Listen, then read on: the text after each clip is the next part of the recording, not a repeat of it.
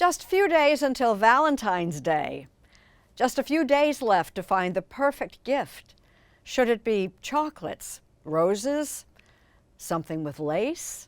With Lee Cowan, we take a closer look at this timeless textile. As fabrics go, lace has a bit of an identity crisis.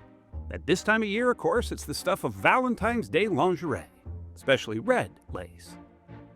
But it's also the frilly stuff you likely saw at your great-grandparents' house, or in the meticulous detail of an Antony van Dyck portrait or a King Louis XIV fashion spread.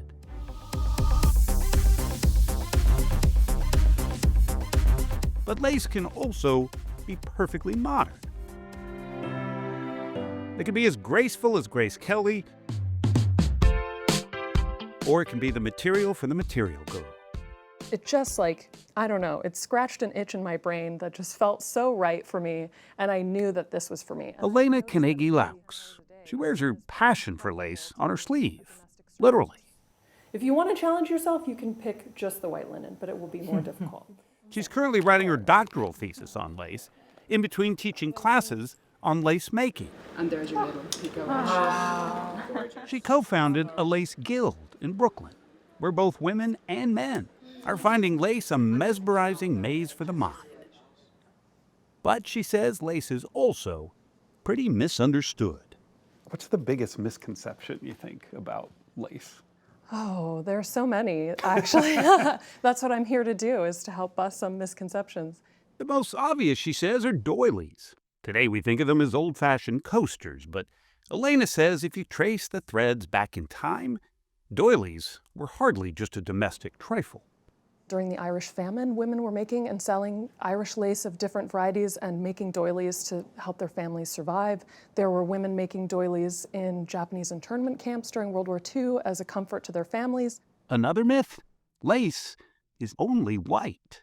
While many of the pieces that have survived from the 16th and 17th centuries have been bleached by time, lace actually had a pretty colorful history. Lace can be and has been made in every color, every size, massive scales down to the tiniest scale, so it really can be in any design that you want.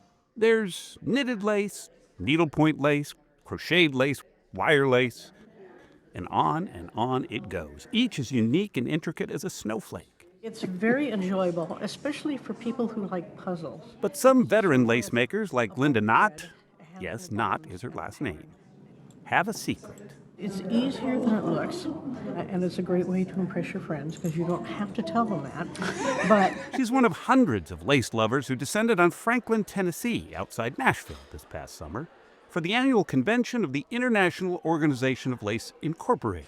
Hello, everybody! Attendees came with lace everywhere, on their collars, on their hats, and in their ears. What do you like about it specifically? Oh, the making of it. Yeah? Love making it. I find a beautiful piece and say, I have to do this. So Wonderful. this little flower is finished.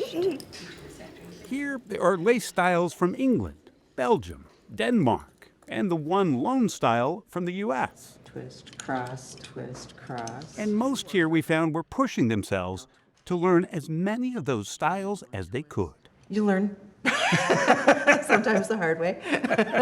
When you come together as a community and you have all these people that have the same interest, you just feed off of each other and you see new ideas. Ali Marguccio is a former elementary school librarian from Pennsylvania. Twist, twist, cross. There you go.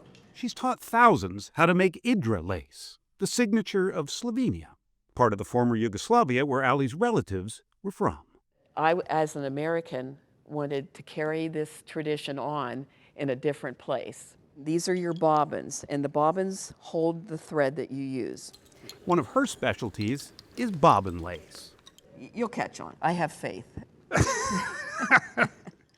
Now, to a novice, bobbins look like a cross between mini rolling pins and a cocktail stirrer. So take number 2, put it over the top of number 3. That's cross. But after about a half an hour... That was great. I'll be damned.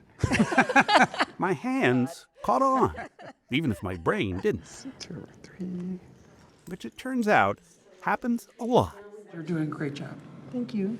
Kathy Kaufman is another instructor who came here from Chicago in hopes of sharing a joy she fears has been lost to the hustle and bustle of everyday life. It's dwindling. And now there are fewer people with disposable time to be able to dedicate it to. These are just a few samples of what she's done with her disposable time. Some of the pieces have taken me a couple months. Gosh. It isn't the fiber that gives it the value. It's the hundreds, thousands of hours, and even years of skill and time that goes into producing these things. So it's really the human element of lace that makes it so valuable. In 2018, Eleni Carnegie-Laux was commissioned by Columbia Law School to make this custom lace collar for the late Supreme Court Justice Ruth Bader Ginsburg. It took her more than 300 hours in all. We've heard a lot about thread spun into gold in our fairy tales, and lace certainly qualifies as one of the jewels of our textile history. But today, maybe its real value isn't the end product, but in the twists and turns it takes to get there. This is a way to really slow down, connect with your body and with your community, and understand, wow, I really made something amazing with my own hands. Just takes a little art and industry.